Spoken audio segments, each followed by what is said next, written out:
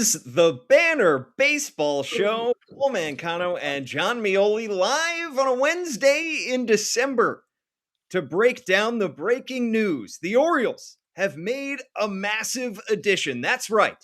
The Baltimore Orioles have claimed left-handed pitcher Josh Walker off waivers from the Atlanta Braves. And in a corresponding move, they've designated catcher Drew Romo for assignment. We'll break this down from every angle. The 40-man roster implications to this one. Just kidding. We're going to talk about the fact that the Baltimore Orioles are signing first baseman Pete Alonso to a 5-year, $155 million contract. I have already flown back to Baltimore. I am back in my house. John is still at the winter meetings in Orlando. Wow. John, we talked about it yesterday of this being a possibility. If you haven't gone back and listened to our last episode, I guess you can do so now, but it's probably pretty irrelevant on the Banner Baseball Show feed. But we talked about this possibility. The Orioles were big game hunting. They were hunting for a massive impact bat, and they landed their guy in Pete Polar Bear Alonso. Yeah. Gosh, I think, before you left last night, before we parted ways, so to speak, I just had a feeling that this winter meetings wasn't going to pass without the Orioles kind of delivering on the shot they had called. We're talking about, from the moment that the season ended, Mike Elias said they were going to adapt and evolve. He said that they were going to put together a team that everyone who's in this building, executives, media people who follow baseball, thought was going to be able to win what was a very, very competitive division. This is the type of move that allows you to do that. And I thought it would be not a missed opportunity, but it would be a problem perception-wise if they didn't execute something to move that football a little bit further down the field than they did. It didn't feel like you were going to end these winter meetings without something like this happening. And the fact that they did it was, it stopped the meetings. Everyone stopped in their tracks. I was waiting in line with Andy Costco to get a sandwich. I was next in line. You know about the sandwich line here. I was ready to order. And I didn't order my sandwich because it was time to go. It was a drop everything moment. And that's what it was. It was a drop everything moment. People who were at their offices or doing anything saw this and said, whoa, that doesn't really mean anything. The Orioles loved that they didn't care about that for so long, but it does mean something. And they just did it by just signing an absolute banger who's going to be in the middle of their lineup, making life easier on all these young guys who need to bounce back. It is exactly what they said they were going to do. They kind of called their shot and they did it. Yeah, I think if the Orioles had somehow won the draft lottery last night, against all odds, they had a 9% chance of winning the thing. They ended up with the 7th overall pick. That was very much a possibility. I'm sure they would have popped champagne in the suite up at the hotel in Orlando, but it doesn't compare to this. I mean, the headlines that the White Sox got for winning the draft lottery don't compare to the headlines and the attention that you get for signing Pete Alonso. And the Orioles have had the closest thing they've come to headline grabbing news is making their first overall selection with Adley Rutschman or Jackson Holliday. They haven't come close to anything this seismic for shaking up Major League Baseball like this. We're going to talk about how this move really impacts the roster, what it means for the rest of their offseason. But first, a quick bio on Pete Alonso in case you didn't know too much about him. He's 31 years old, just turned 31. Former Rookie of the Year, 5-time All-Star, Silver Slugger. He was a 2016 second-round pick out of the University of Florida. He's 6'3", 245, burst onto the scene with the Mets back in his rookie season in 2019 when he set the rookie record with 53 home runs. He hit free agency last year, didn't get the kind of offers that he wanted, so he re-upped with the Mets on a 2-year, $54 million deal with an opt-out for 2025. He did exercise that opt-out, became a free agent, and the Orioles get the guy who has been to 4 consecutive All-Star games. Last year, he hit 272 with 38 homers and a 144 OPS plus in 162 games. He's durable. He's gotten MVP votes in 4 different seasons. And John, he is one of the best power bats in Major League Baseball. Forget the free agent market. He is one of the best home run hitters in the sport. Yeah, there's And I noticed that too as I was, you pull up his page and you see all the home runs and you see all the red bars on Baseball Savant. You also see that he played 162 games last year. This is another move in the direction of the Orioles betting on things that they know they're going to have. Taylor Ward, Posts, Pete Alonso, Posts. These guys are in there, they produce, and that is something that this team lacked last year. You can't blame anyone for getting hurt, but the reality is that guys got hurt, guys backed up performance wise, and this is someone who has had down years and whose down years are pretty much better than anything a lot of his current teammates have ever done in their lives. He is, I believe, 2020 was roughly his worst season with a 120 WRC plus. 2023, the same thing. You're not talking about somebody who doesn't produce what we want him to. I think the idea of going out and signing Pete Alonso in this Orioles offseason, again, we said this yesterday, wasn't one that you would have thought as they're mapping out the course of things in October. I also didn't think it was something they would wanted to do recently, but I went back and looked at what Michael I said after the Taylor Ward trade. He did say we can still add the impact that we want to. And that is a broad phrase.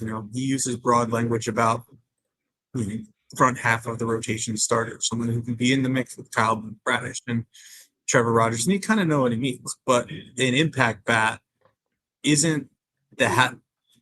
There's a pretty high threshold, and this is one. Yes, and there aren't that many kind of guys like this in the free agent market. We talked about it before. Kyle Schwarber was the first big bat to sign this winter when he signed during the winter meetings on a 5-year, $150 million deal to go back to the Phillies. And we know the Orioles were in on Kyle Schwarber. Ken Rosenthal reported after that deal was done that Baltimore matched the offer that the Phillies made of 5 years and $150 million. And I looked at that, John, and I told you guys last night when we were sitting at dinner, a very overpriced hotel dinner that, actually pretty good, but we got some good bim bop. It was real good.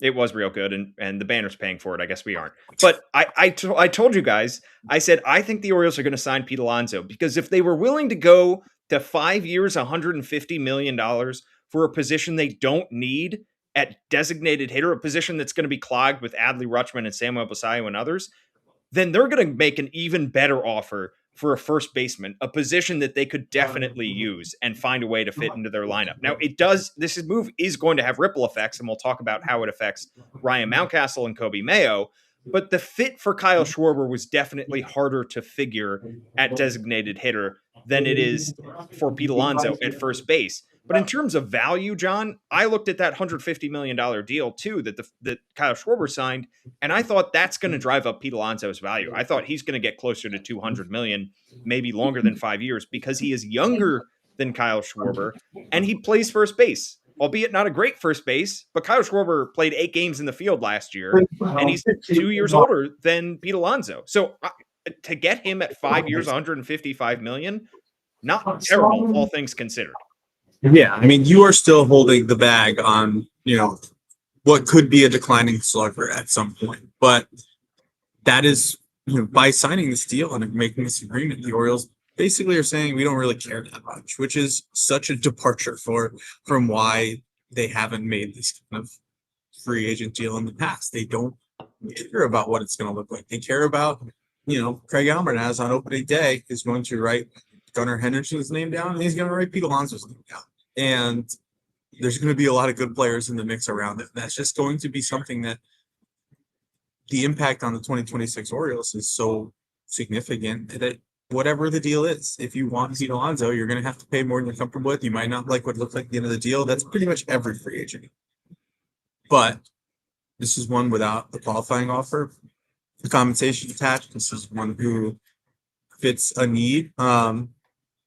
I don't think there's no near-term downside. Yes, you're gonna have to figure it out. I asked Michael Ice about that on Monday, how they kind of used to shop for specific things. This is shopping. This is literally buying. They already have at least one couch. They don't need, they just bought a new one and they're gonna have to get rid of an old couch probably.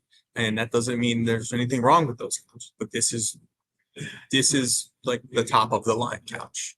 Yes, we're gonna keep that couch metaphor going. If you don't know what we're talking about, go back and listen to our previous episode. It's way better than blame pie, which we talked about for entirely too long. That's true. I was thinking about this too, and I was thinking about another metaphor of wallpaper versus paint. Like the Orioles have been using free agency as wallpaper. Wallpaper peels, wallpaper comes down. The Orioles got a big old bucket of paint in Pete Alonso. That's going to last. That's going to stick. That's going to be a big part of your home. All we have right now is home analogies when it Yeah, comes to the Orioles free agency. But this just, I mean, you mentioned just what it does for your lineup. You have Gunnar Henderson. I don't know how Craig Alvarez, we have no idea how he's going to construct his lineup. We know Tony Mansolino loved Jackson Holiday in that leadoff spot. I don't know if Craig Alvarez is going to have the same feelings, but regardless, you're going to have guys at the top of the lineup named Gunnar Henderson, Pete Alonso, Jordan Westberg, Adley Rutschman, Jackson Holiday, Samuel Basayo, Colton Cowser, Taylor Ward. Those are big league hitters. That is a formidable lineup when going forward. And this just means so much more than what it means on the field because it shows that the Orioles are willing to play in the big kid pool for the first time in the Mike Elias era. This is the biggest Orioles free agency splash, we have to say, since Chris Davis, because technically Chris Davis was a free agent in the yeah, but winter like between. he was their dude. Like they knew what that was like keeping the status quo. Yeah. This is elevating the status quo. And Yeah. I think, yeah, yeah, that's, but it is. I can't even think about another like, free agent move like this. And like the timing of it at the winter meetings, God, you really can't, like, I don't know that there's any equivalent.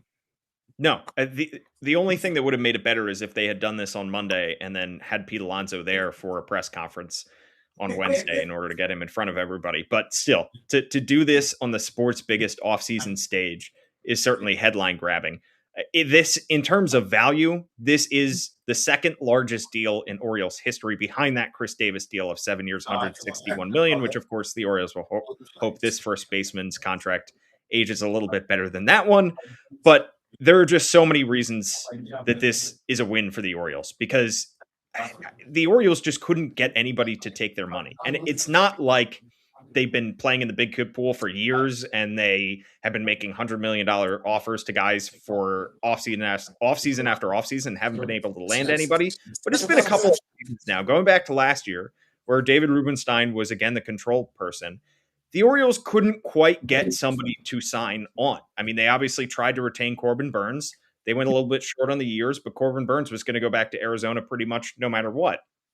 And I was talking to a media member this week in winter meetings, and he said he wasn't sure that the Orioles were comfortable with who they were willing to be uncomfortable with. And you have to be uncomfortable when you sign these guys. You have to get to a place where you're saying, this might not go well. This might not age well, but we have to do it anyway because the only way we get him is if we outspend the field. And the Orioles showed not only that they were willing to outspend the field and bring a guy back, they outspent one of the top spenders in all of baseball in the New York Mets, who were apparently, reportedly, not willing to even play in the market that the Orioles were on Pete Alonso.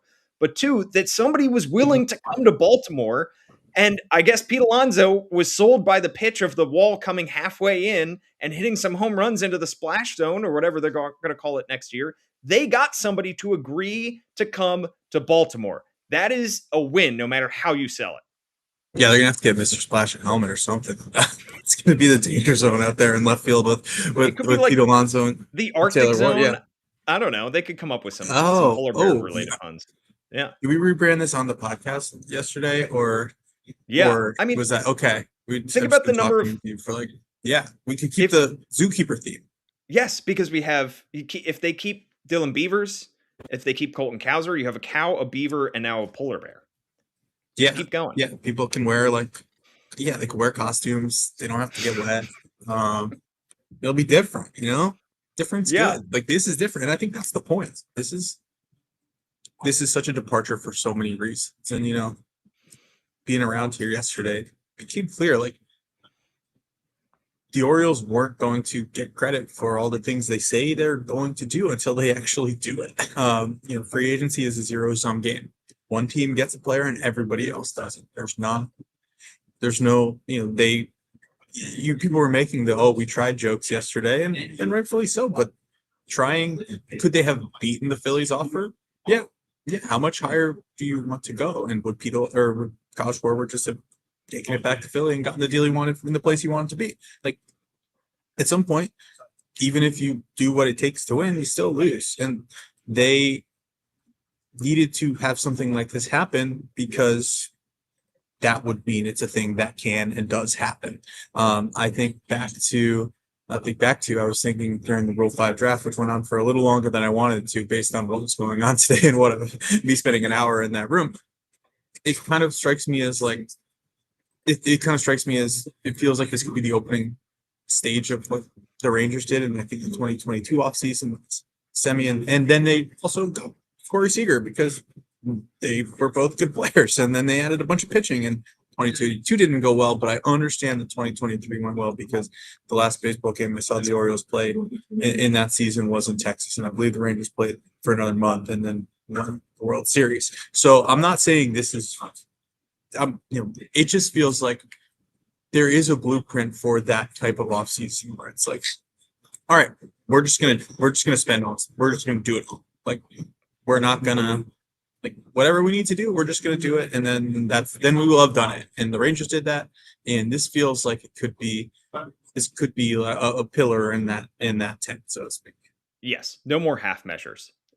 It seems like the Orioles are willing to, at this point, not go for broke by any stretch. The Orioles are not going to be selling away young pieces. They're not going to be trading away their entire farm system, but they are making big time moves to try to launch themselves into the upper echelon, which is what the Texas Rangers did. The Texas Rangers were not a real playoff team until they went out and got pillars of the organization that helped them get over the hump and win a World Series. Let's talk about the ripple effects that the Pete Alonso signing has on the rest of the roster, because the Orioles, well, they already have two right-handed hitting first basemen. They have Ryan Mountcastle, who was tendered a contract a few weeks ago. He is only under team control for one more season. And they have Kobe Mayo, former top prospect, who took strides in the last month of the season, but still doesn't have great overall big league numbers. John, do you Happy think that birthday, Kobe. happy birthday? It is his birthday today. And it was Pete Alonso's birthday, I believe, a few days ago. Uh, Yeah, recently. how do you feel like the Orioles are going to approach this? Do you think that the Orioles could deal or get rid of both Kobe Mayo and Ryan Mountcastle to clear the way for Pete Alonso? Yes. The simple answer to that is yes, I do. I think that you're making a more modest move if it's Brian Mountcastle, considering he is a year away from free agency. There's not a ton of control left. He's coming off a down year by his standards and anyone's standards. I think the Orioles are not necessarily in a position to strength if it would be trading Kobe Mayo, given he hasn't really established himself in the big leagues. Everyone in the world knows that they just signed Pete Alonso and don't need all these guys. Like, they're going to be lowballed. They're going to be, messed with to some extent as they're trying to move any of these guys. But I think the broader point of needing to do something to accommodate this free agent signing is that, in the same way that the Taylor Ward, trade made you look at the outfield and the roster as a whole and be like, all right, I get it, but like, this doesn't feel completed. Like, I think that the door is just swung wide open, not only because they have to do something to make the first base picture clear, but the door is swung wide open to do more things because they've done this thing. Like, to the point I was just making, there's no reason now to think that what they're going to do is like identify some guy with a big sweeper who they can get for 2 years, for 1 year of Brian Malkas.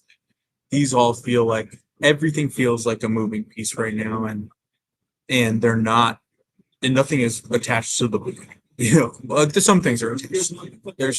There are immovable objects, but I don't think there are many. I think a lot of stuff is going to happen based on this thing. Absolutely. The only immovable objects that you can really see are when you're talking about the pillars of the organization in terms of Gunnar Henderson, Jackson Holiday, Jordan Westberg, those guys. But other than that, stuff is movable. And if the Orioles are going to move Kobe Mayo, Ryan Mountcastle, I mean, we've talked about before, Kobe Mayo still has more value than Ryan Mountcastle in a trade. Kobe Mayo could be the centerpiece of a deal that could get you somebody for your rotation. Edward Cabrera was somebody that was the center of reports last night that the Orioles are interested in trading for. There are a lot of guys out there that you could trade for. Joe Ryan is perhaps the most popular name on Orioles fans' lips because he's 29 and would check a huge box for them. I said on our last podcast, John, I just imagine the way the Orioles set this up, there are three big moves. I think they still need at least one more reliever and probably a utility man, but there are three big moves that they had to make this offseason were two starting pitchers and one big bat. They got their big bat. And the three ways that I was seeing them acquire them were two signings and a trade. It could be two trades and a signing, but the Orioles got one big signing in Pete Alonso. So maybe Kobe Mayo is flipped for a starting pitcher. Maybe Ryan Mountcastle is flipped for a utility man, for a middle innings reliever. Who's to say? But I think that this definitely opens the door for Kobe Mayo to be moved, and perhaps Ryan Mountcastle will follow him. Yeah, and I think that's a good point that there are a lot of different ways to do these things, but I don't think the Orioles want to take a ton of lessons from last offseason in terms of like what they did. I don't think we need to learn a ton from how it went based on having seen the results of 2025. But I think the part where they're willing to like move at scale and do a lot of stuff shouldn't be overlooked. They do stuff early in the offseason. Like this is 3 years in a row where they've kind of figured out what they wanted to do and do what they haven't done to this extent. But this is becoming a pattern where this time of year they say, all right, are we doing this or not? Pete Alonso is the biggest, like highest profile person to say yes, but there's going to be opportunities for them to do smaller stuff, bigger stuff, medium sized stuff, trades, and the sheer amount of conversations that they've had that have been reported by us, by others, kind of shows that there are so many avenues open. There's so many options for them to continue this offseason on the trajectory it's going. That it's hard to just limit it. It's hard to even think about. Even though that's what we're doing. We were talking about Kobe Mayo and Ryan Mountcastle, but it's hard to even.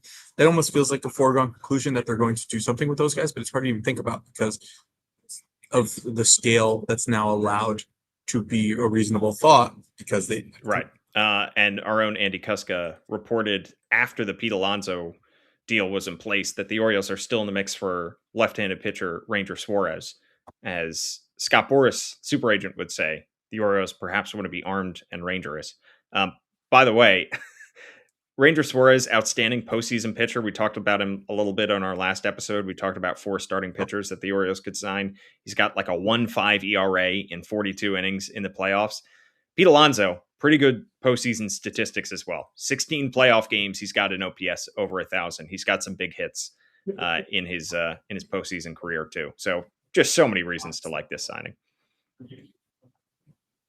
Yeah, and I'm really fascinated to see. I mean, I'm interested to hear from the Orioles, to hear from Mike Elias, because I'm sure they're all thrilled right now. But he's going to put into words what it took to do this, and what it took for them to convince somebody to sign with them. It seems pretty clear that we could talk about the pitch, we could talk about the wall, we could talk about getting him in a room with Albie,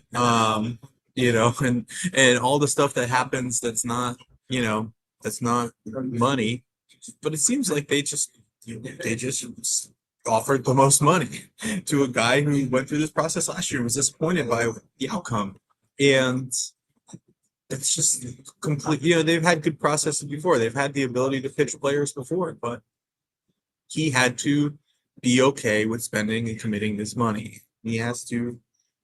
His job, as he often says, is to think of the long-term health of the organization. He knows what this means for this offseason, next offseason down the line. Like, I'm fascinated to hear his thought process and perspective on how this went and why it happened the way that it did. And I'm interested to hear from Pete Alonso too about choosing to. Yeah, and this is probably going to be the first big time in-person press conference for a free agent that the Orioles have had in I don't know how long. I mean, this is I think Chris Davis had one. Because I believe there was a he had story he told a story about how he was like at Walmart and somebody told him he should resign, and and that was what he did. But yeah, I mean that I probably have said it, but that felt like the standard. I thought it would be the standard for a pitcher, and it still might, but it feels like the standard for this Orioles offseason is somebody who they bring you to both like to Camden Yards to see him hold up a uniform next to Mike Elias. Like it's the winter, guys are doing stuff. It doesn't necessarily always want to do that. Like it's easier to do a Zoom. A lot of our lives have been made very much simpler by the technology that allows us to do this podcast from two different places. But that is a real thing. That is the same way that like, people's reaction here was a real thing. The Orioles haven't typically cared about like